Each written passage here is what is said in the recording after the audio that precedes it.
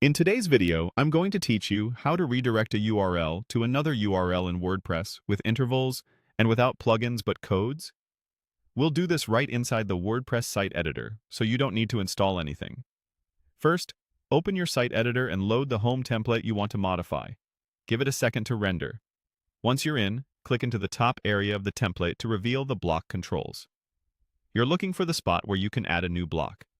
When the insertion point appears, select it so you can type into a fresh block. Add a custom HTML block here. In that block, type a tiny redirect snippet.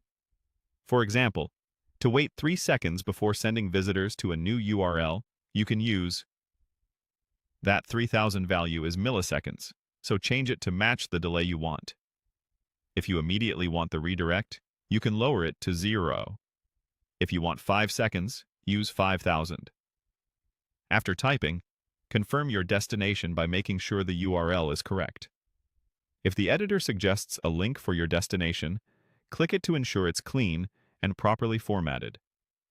Next, make sure the block is positioned at the very top of your template so it runs as soon as the page loads.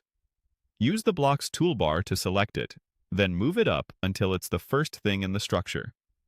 If you need the same behavior on another part of the page or a similar template, open the block's options and choose Duplicate. This gives you an exact copy you can place elsewhere, or adjust with a different interval value. With your code in place, click Save in the site editor. WordPress may ask you to review what's changing. Confirm and click Save again to finalize.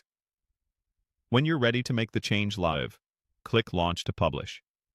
A few quick tips to ensure everything works smoothly. Test in a private or incognito window so you're not seeing a cached version of the page. If your hosting plan restricts custom scripts, this method may be blocked. In that case, consider placing the snippet in a theme template part that supports scripts, or consult your hosting settings. Also, remember this is a front-end redirect.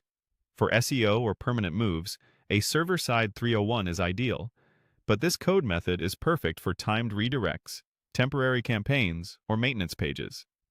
If you ever need to remove the redirect, just return to the site editor, select the HTML block, delete it, and save again. That's it. Clean, fast, and plugin-free.